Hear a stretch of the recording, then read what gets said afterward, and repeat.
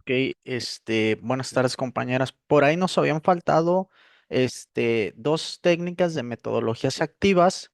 Habíamos visto aula invertida, sí, y la otra fue la de, permítanme, método de caso o estudio de caso, sí. Las siguientes dos metodologías activas muy importantes, si quieren trabajar con niños, es la gamificación, que parece fácil hacerla, pero tiene ciertas características, y el aprendizaje basado, en proyectos, ¿sale? Estas son las dos, eh, técnicas de metodologías activas que nos faltaban. Primero, eh, las dos, tanto aprendizaje basado en proyectos, que lo van a encontrar como ABP, y la gamificación, son enfoques educativos innovadores, ¿ok? ¿Qué se busca con ellos? Mejorar la motivación y el aprendizaje de los estudiantes mediante la interacción entre ellos, ¿sí? Y el uso de técnicas, pues, lúdicas, o sea, que sea algo divertido, ¿no? Entonces, como les repito, como les había dicho en otras clases, hoy en día les van a pedir muchísimo este tipo de metodologías, las metodologías activas, ¿no? Como les he dicho, la educación se convirtió en un negocio, ¿sí? Entonces, pues, desgraciadamente o afortunadamente, se buscan maneras de que, eh, de que las personas, en este caso los estudiantes, pues sigan acudiendo a clases, ¿no? Entonces, acá en el aprendizaje basado a proyectos, sí, en el aprendizaje basado a proyectos, primero lo que tienes que hacer es presentar una problemática, ¿ok? Hay que presentar una problemática. Ok, ya presentamos, perdónme, la problemática. Tenemos que identificar lo que se necesita de conocimiento. O sea, para resolver esta problemática, ¿qué conocimientos necesito? ¿Sí? Y que el aprendizaje sea significativo. Es decir, que digamos que la transición en el cual el alumno hace su proyecto le sea significativo, o sea, que realmente sea algo que el alumno diga, esto me sirvió para mi vida cotidiana o para mi vida profesional. O sea, que le encuentren sentido a lo que están haciendo, ¿ok? Yo, por ejemplo, tengo cuatro materias, bueno, tres, porque en una de ellas todavía no tengo claro el proyecto que les voy a dejar. En las cuatro materias, yo para trabajo final les voy a dejar un aprendizaje basado en proyectos, es decir, eh, les voy a dejar un proyecto, ¿sí? O una problemática. Por ejemplo, mm, bueno, el que más me resulta fácil, pues, de que ustedes hagan la relación de lo que se hace. En la carrera de negocios internacionales hay una materia que se llama integración del análisis e integración del factor humano, que no es otra cosa más que recursos humanos. En la materia se ven cosas como el proceso de contratación, el perfil cómo se perfila un puesto, cómo se publica una vacante, cómo se hacen los cursos de inducción a los trabajadores, capacitaciones, ley federal del trabajo. También en la materia se habla un poco de que no hay que descuidar la parte lúdica de los trabajadores, o sea, que también tengan su espacio de esparcimiento, ¿sí? Se ve todo eso. Y yo como proyecto en la última semana, la materia dura 7 semanas, como proyecto en la última semana, ellos lo que tienen que hacer es realizar una capacitación. Ah, normalmente yo lo hago, divido al grupo por equipos, cada equipo realiza una capacitación diferente con temas diferentes. Puede ser inteligencia emocional, puede ser de algún proceso, dependiendo la carrera en la que se esté dando esta materia, que se puede dar negocios internacionales, administración, contabilidad, normalmente, o en una ingeniería también se puede dar esta materia. Entonces, uno puede jugar ahí con qué tema de capacitación le damos a los equipos dependiendo la carrera que tengan. Puede ser una capacitación de un proceso, lo hemos hecho, por ejemplo, de procesos contables, lo hemos hecho de inteligencia emocional, de comunicación asertiva, puede ser. Lo hemos hecho también de mercadotecnia, capacitaciones en cuestiones de mercadotecnia, etcétera, etcétera, y otras más, del ISO 9001, lo hemos hecho de diferentes temas, ¿no? ¿Qué es lo que tienen que hacer los estudiantes? Los estudiantes aquí en este proyecto, por ejemplo, de esta materia, es que ellos tienen que dar una capacitación de 2 horas. Dentro de esa capacitación, bueno, técnicamente la capacitación es de 3 horas completas, ¿ok? 3 horas, ¿ok? Pero dentro de esas 3 horas, ellos van a dar un coffee break de 45 minutos. ¿Qué es esto? ¿Y qué es lo que se les pide? Que en la primera parte de la capacitación tienen que dar teoría. O sea que las personas que están acudiendo a la capacitación tienen que saber ciertas cosas teóricas. Por ejemplo, si es de inteligencia emocional, pues qué son las emociones, qué son los sentimientos, y ese tipo de situaciones. Si, por ejemplo, estamos hablando del ISO 9001, pues qué es la norma ISO, para qué sirve la norma ISO en una empresa, o sea, ese tipo de información en la primera parte de la capacitación, ¿sí? Pasando, dura aproximadamente 50 minutos, esa primera parte. Pasando esa primera parte, se tiene que dar un coffee break a las personas que están acudiendo a la capacitación. Y en ese coffee break se les tiene que dar un desayuno. Pueden dar diferentes cosas. Hay alumnos que me han preparado sándwich con biónicos, pero biónicos ya preparados y empaquetados, y bebidas. ¿Para qué? Para que las personas que están recibiendo la capacitación salgan, desayunen, tengan un poquito de esparcimiento. Y ahí yo, por ejemplo, también les encargo a las personas que lo que tienen que hacer, a los que están dando la capacitación, es hacer que las personas que están en el coffee break se integren entre ellos. No es nada más como un coffee break y ahí los dejo, que las personas estén, ¿sí? Sino hay que promover la integración, entre ellos, que también lo pueden hacer desde antes, en el primer momento de la capacitación. Una vez que termine el coffee break, es importante que en la segunda parte de la capacitación ya haya la parte práctica, o sea, hay que hacer dinámicas para que la persona que está acudiendo a la capacitación a través de la dinámica nos corrobore que entendió la cuestión teórica. O si ya es algo de hacer, la capacitación, o sea, tienes que aprender tal proceso, pues ya en la segunda parte de la capacitación tú no le enseñas el proceso, sino pones a practicar a las personas que están yendo a la capacitación, el proceso que les estás enseñando para corroborar que quedó claro el conocimiento del nuevo proceso, ¿sí? Eso es, por ejemplo, en esa materia, ese es un proyecto, ¿no? Obviamente ellos se les da desde el inicio de la materia las indicaciones y tienen 7 semanas o 6 semanas exactamente para preparar eso y en séptima semana lo presentan. Sí, se les da todo un día de clase por equipo para que presenten su capacitación. Ahora, aquí, compañeras, algo muy, muy importante.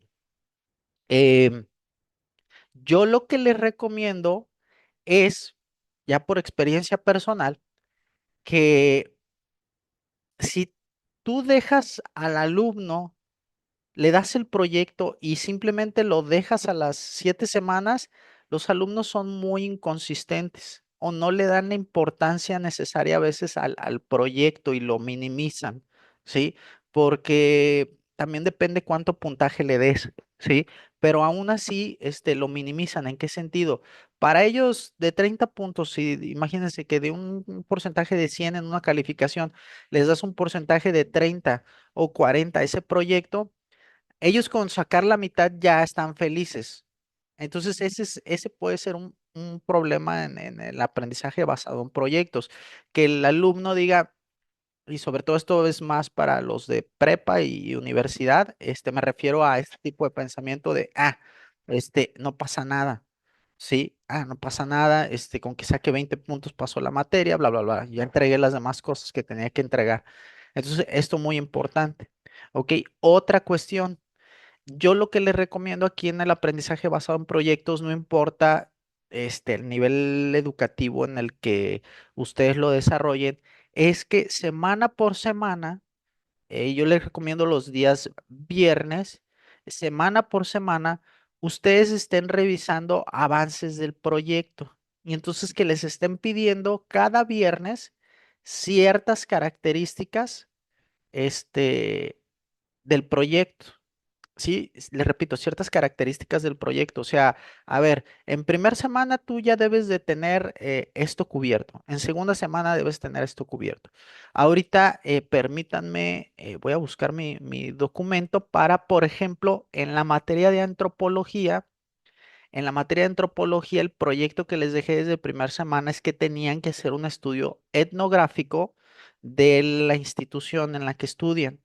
¿Sí? Entonces tienen que checar cuestiones culturales, cómo es la dinámica entre las personas que trabajan ahí o entre los estudiantes, cuáles son las creencias de las personas que son miembros de esa institución, los rituales, cuestiones de poder, dinámicas de poder, todo ese tipo de situaciones.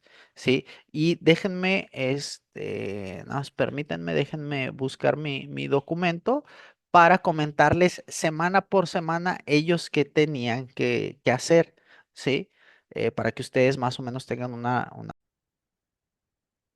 Ok, entonces ahora sí, permítanme compartirles el documento para que ustedes vean cómo se hace una planeación de de aprendizaje basado en proyectos, ¿no? Porque también uno como maestro tiene que hacer la planeación del documento.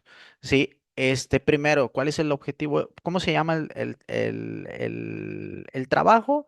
Etnografía, explorando la cultura y la práctica social en una comunidad específica. En este caso sería una escuela. ¿Cuál es el objetivo del proyecto? Que los estudiantes comprendan y aplican los métodos etnográficos para investigar una comunidad, grupo, espacio social específico, documentando, aquí muy importante, documentando y analizando sus prácticas culturales, comportamientos y significados sociales. Para esto, los alumnos ya vieron sociología, ya vieron filosofía, ya vieron economía política y sociedad y otra materia que ahorita se me va el nombre exacto, pero es como civismo. Sí, entonces los alumnos, aquí estamos hablando de la materia de antropología. Entonces el alumno supuestamente ya trae un background de varias materias para poder hacer un mejor estudio antropológico. Y aquí muy importante, dice, documentando. Lo que yo siempre le recuerdo al alumno es que no es chismecito, es un estudio etnográfico y hay que hacerle entender al alumno de que, o sea, la diferencia entre el chisme, estar chismeando a hacer un estudio, antropológico, porque es muy fácil que el alumno lo confunda, ¿sí? En mi caso puede llegarlo a confundir por mi estilo de dar clase. Sí tengo que ser a veces muy técnico con el alumno porque si lo hago como demasiado coloquial, lo pueden llegar a confundir con chisme o puede que no entiendan como la importancia, pero está el otro extremo. Si eres demasiado técnico, se les va a parecer aburridísima la clase de antropología, sobre todo si aquí sí, si el alumno no le encuentra la utilidad a la materia, ¿sale? Entonces, esta es la finalidad del proyecto y aquí están las fases. Aquí vienen unas semanas, acá normalmente lo que estamos manejando es una semana por fase, ¿no? Entonces, primero en la introducción, por ejemplo, obviamente, se les tiene que dar una clase sobre la etnografía, o sea, ¿qué es la etnografía? ¿Sí? Que es el estudio de las etnias o culturas, dependiendo en la zona en la que se encuentran. ¿Sí? Acá muy importante, hay técnicas en la etnografía como es la observación participante, que es donde, por ejemplo, ustedes pueden hacer observación participante de una institución, ustedes de su grupo. Ese sería observación participante. O ustedes de otro grupo que tengan enfrente de su salón. Ahí no están siendo parte del grupo, entonces esa nada más es observación. La observación participante es donde tú estás analizando a los miembros de tu grupo en el cual tú convives o de tu comunidad, porque tú estás dentro de ella, entonces por eso se le llama participante. Hay entrevistas, hay encuestas, análisis de comportamiento y de discurso, o sea, pero lo tienes que registrar. O sea, aquí muy importante es que para hacer estudios etnográficos se tiene que haber un registro de lo que se está haciendo. Tienes que revisar estudios etnográficos, ¿sí? Identificación del campo de estudio, o sea, no solamente es observar, sino también tienes que tener un respaldo teórico de lo que tú vas a hacer. Ya después que tienes como las nociones de lo que es lo que te están pidiendo, o sea, un estudio etnográfico, pues ya ahora sí tienes que planificar la investigación que vas a hacer, cuál es el problema que estás identificando, cuál es tu pregunta de investigación, cómo es que vas a hacer tu investigación, la cuestión ética de la investigación muy importante y qué materiales vas a utilizar. ¿Sí? Esto nada más lo quería para que ustedes tengan una referencia, que lo vieran y que vean cómo nosotros como docentes, si vamos a dejar un aprendizaje basado en proyectos, es muy importante y yo se lo recomiendo que hagan su planeación del proyecto ustedes. ¿Para qué? Para que le den luz al alumno. Ah, ok, compañeros, esta semana esto es lo que van a hacer. ¿Sí? Esta semana esto es lo que van a hacer. Entonces el viernes lo tienen que tener listo. Entonces el viernes vamos a revisar que tengan hasta aquí. Les repito, porque si ustedes lo dejan y no dan digámoslo así, este encuadre y no lo están revisando semana por semana, este, el alumno luego es muy tendiente a dejar las cosas al final y no, darle la importancia al trabajo. ¿Sí? Y acá muy importante también, aquí ven unos porcentajes que son porcentajes nada más de un ejemplo, pero es muy importante que tú repartas el porcentaje de la calificación de ese proyecto en varias cosas, no solamente en el trabajo escrito. Por ejemplo, fíjense aquí, supongamos que este trabajo vale un 100%, ¿ok? Entonces, 60% va a ser el informe que me vas a entregar, o sea, el documento. Pero te fijas, no le estás dando el peso nada más al documento. ¿Por qué? Porque hay que revisar que el alumno en este caso sí estuvo haciendo la observación. Y entonces que sí estuvo recopilando un diario de campo. ¿Ok? Que sí estuvo recopilando un diario de campo. La presentación oral.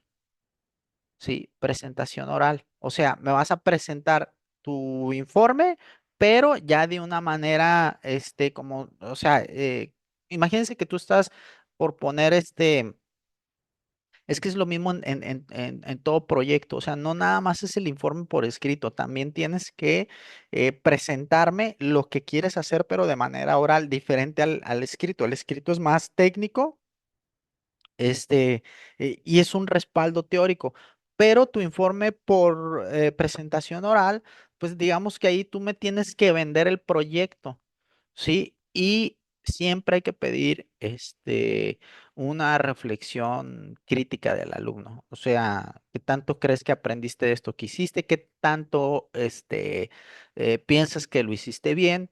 Etcétera, etcétera, ¿sale? Entonces, no, nunca, nunca, nunca en un aprendizaje basado en proyectos solamente basen el porcentaje de la calificación o en la presentación oral o en la presentación escrita, o sea, que esté repartido y una parte de esa repartición de puntaje es muy importante que nosotros nos cercioremos que el alumno está haciendo cosas cada semana. porque si no lo hacen el último día, lo hacen al aventón. Ahorita con ChatGPT es muy fácil que saquen este tipo de trabajos y realmente se pierde la utilidad de los mismos, ¿sí? Entonces esto es muy importante, muy importante uno como docente es, ¿qué es lo que espero de este trabajo final? ¿Ok? ¿Qué es lo que espero? Entonces, esto es lo que se espera, ¿sí? O sea, que tengan mayor sensibilidad hacia otras culturas o formas de vida, es decir, que entiendan más al que los rodea. En este caso, eso es lo que yo pretendo con el trabajo, que sepan que hacer estudios etnográficos y que la antropología no es cualquier cosa, ¿sí? Y que desarrollen, obviamente, habilidades del uso de métodos cualitativos para investigar componentes humanos y culturales, o sea, que tengan la habilidad de salir, preguntar, encuestar, observar, de convivir, es decir, de estar en campo, porque luego nada más quieren estar encerrados en el salón sin hacer nada y no se dan cuenta que para hacer todo este tipo de trabajos, de investigación, de etcétera, tienes que estar en campo y eso es muy, muy, muy importante. Para finalizar con este aprendizaje basado en proyectos, eh, el alumno, o en otra materia, perdón, mejor dicho, en filosofía, ahí yo les voy a dejar, por ejemplo, que al grupo de pedagogía, les voy a dejar o les dejé que leyeran un libro que se llama Teoría del Conocimiento, ¿sí? Donde vienen todas las corrientes filosóficas. ¿Por qué teoría del conocimiento? Porque el alumno de pedagogía es con lo que va a trabajar, con el aprendizaje, con el conocimiento. Entonces debe tener las bases de cómo es que se da el conocimiento en el ser humano, desde lo filosófico, para luego aplicarlo en la pedagogía. Entonces, lo que se busca es, les dejé el libro desde la primera semana, tienen 7 semanas para leerlo, hacer un ensayo y van a hacer una disertación. La disertación es el ensayo y puede ser el puro ensayo o la pura presentación oral, pero yo acá en este caso pido el ensayo por escrito y una presentación oral de su trabajo hacia los compañeros, porque obviamente yo voy a leer el ensayo, lo voy a analizar técnicamente, pero quiero ver cómo lo explican, algo muy complejo, porque es muy complejo el libro, cuál es la capacidad de ellos de entender cosas muy complejas y su capacidad de explicarlas, que eso es lo que nos interesa. ¿Sale? Entonces, ese es el aprendizaje basado en proyectos. Eso sería como ejemplos en universidad o en preparatoria, hasta en secundaria. Ahora, perdóname, en primaria lo que ustedes pueden hacer de un aprendizaje basado en proyectos es, por ejemplo, que el niño haga un huerto, su propio huerto.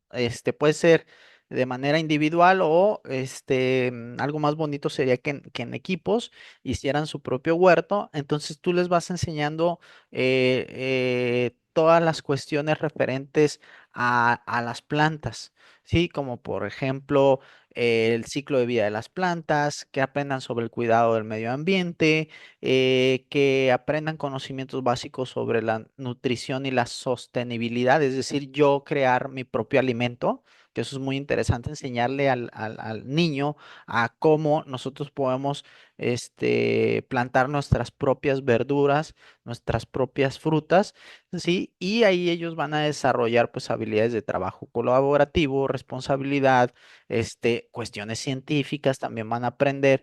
Entonces, por ejemplo, ese proyecto tú lo puedes hacer durante el transcurso de 8 semanas. Normalmente es lo que se recomienda, dependiendo, obviamente, del crecimiento de las plantas, puede durar más, ¿sí? Entonces, puedes, por ejemplo, áreas del conocimiento que van a ir implícitas, obviamente las ciencias naturales con el ciclo de la vida de las plantas, la fotosíntesis, el ecosistema, cuestiones de matemáticas para medir el crecimiento de las plantas, los manejo de datos que puedan darse del huerto, las distancias, etcétera, cuestiones de literatura y de lenguaje, porque les puedes pedir informes por escrito al niño, obviamente no tan técnicos como en la universidad o preparatoria, o descripciones, les puedes dar lecturas sobre plantas o sobre el medio ambiente, también les puedes enseñar videos. Le puedes pedir también que para su huerto creen carteles y dibujos Entonces ahí también estás metiendo un poquito de arte, cuestiones de, obviamente, de educación física, porque físicamente están trabajando en la preparación del huerto y eso requiere una preparación, o no una preparación, sino el acto físico y la cuestión de los valores, que les estás enseñando responsabilidad referente al ambiente y el trabajo en equipo. Entonces, si fijan, por ejemplo, un aprendizaje basado en proyectos en niños, le puedes enseñar un montón de cosas con un aprendizaje basado en proyectos y ya cada semana van haciendo cosas, ¿sí? Obviamente, uno como docente en este tipo de cosas debe tener cierta habilidad porque imagínate que ni uno mismo sabe sembrar, ni uno mismo sabe cómo realmente, a lo mejor tenemos la teoría del ciclo de las plantas, pero teóricamente lo tenemos, pero no en la práctica, entonces pues obviamente si sale mal, y el maestro no sabe bien cómo desarrollar esto, pues el niño no le va a encontrar sentido, esto lo que les mencionaba. eh, de que no le va a encontrar un aprendizaje significativo. ¿No? Entonces, ese es el aprendizaje basado en proyectos. Pueden realizar proyectos en diferentes ámbitos, en diferentes materias. Ahorita es lo que más se está utilizando en primarias, según lo que yo he observado, que en todas las primarias les están dejando huertitos. Primarias, lo estoy viendo en secundarias y en prepa en algunas materias también están trabajando esto de los huertos y se fijan cómo tú puedes meter un montón de aprendizajes en esos proyectos, no solamente de la materia específica que estés trabajando, sino la puedes complementar con un sinfín de cosas para que sea algo multidisciplinar y que niño pueda aprender muchísimo más cosas, ¿no? Entonces, ese es el aprendizaje basado en proyectos. Acuérdense que es muy importante que sea significativo el aprendizaje, que sea relevante, que se pueda aplicar en el contexto del alumno. Muy importante que sea desafiante, o sea, realmente el proyecto los tiene que desafiar, les tiene que pedir un esfuerzo más allá de lo normal que hacen en el día a día en clase. Eso es muy importante. El aprendizaje basado en proyectos debe ser desafiante para el alumno, no le tiene que ser algo tan fácil como una tarea. O sea, debe ser algo que le implique más investigación, más esfuerzo, que le dedique más tiempo. ¿Sale? Entonces, ese es el aprendizaje basado en proyectos. Luego tenemos algo que a ustedes les van a, bueno, a quien quiera trabajar con niños les van a pedir demasiado o va a ser como lo más común que van a hacer, que es la famosa gamificación. ¿Qué es la gamificación? La gamificación es el uso de dinámicas de juego en contextos que no son de juego, como la educación, ¿sí? Eh, lo que tú buscas en la gamificación es incrementar la motivación, el compromiso, el aprendizaje de los estudiantes con metas, o sea, que haya metas, que haya una recompensa y que haya una competencia de manera divertida. Acá muy importante, una competencia de manera divertida, no que compitan y que se estén matando ahí, porque ese es un error ahorita que yo estoy observando mucho en las clases, que utilizan gamificación o alguna vez acudí a una capacitación hace poco donde la persona nos puso a los maestros a gamificar y nos puso a competir meramente, pero sin divertirnos, y los maestros ya se estaban matando ahí. Entonces es muy importante, o sea, sí hay competencia, pero tiene que ser algo divertido. Porque obviamente es un juego y en todo juego hay está de manera natural, digamos, la competencia. Entonces, la competencia sin diversión te va a llevar a la problemática en la gamificación. Entonces, es muy importante háganlo de manera divertida, no los pongan a que los alumnos se estén peleando en sí. Características de la gamificación, que haya puntos, que haya recompensas, o sea, puedes otorgar puntos, insignias, que haya logros, como en los videojuegos, que haya niveles o que haya desafíos en ese juego, la cuestión de la competencia, pero también la colaboración, o sea, sí que haya competencia, pero que promueva el trabajo en equipo y que entendamos que es como todos estamos aprendiendo. Sí, y el ganador pues es parte de la gamificación, pero el chiste es que todos aprendamos divirtiéndonos, ¿sale? Es que no lo vean como, yo quiero ganar, yo quiero estar por encima del otro, porque ahí se pierde la cuestión de la gamificación, ¿sí? Cuida la narrativa, también es otra característica de la gamificación, como que de la narrativa. La narrativa pues utiliza una historia o un contexto temático que eso para que se mantenga el interés del estudiante, ¿sí? Y el feedback aquí en la gamificación debe ser instantáneo. El alumno debe saber inmediatamente si está logrando el éxito o no. No es de que a la siguiente vemos, a la siguiente lo platicamos, tenemos que verlo en el momento, ¿sí? Entonces, esto es muy, muy, muy, muy, muy importante, ¿ok? Puntos, elementos de gamificación, pues puntos y recompensas, le repito, niveles, la narrativa y la colaboración. Pueden hacer, por ejemplo, un Jeopardy, pueden hacer un turista mundial, dependiendo de lo que quieran, de lo que ustedes quieran hacer. Ahí sí yo tengo un montón de técnicas de gamificación y dependiendo, por ejemplo, puedo hacer una misma técnica de gamificación dependiendo lo que la materia y lo que quiera hacer, la puedo aplicar en diferentes materias, nada más que el análisis es diferente. Por ejemplo, yo tengo una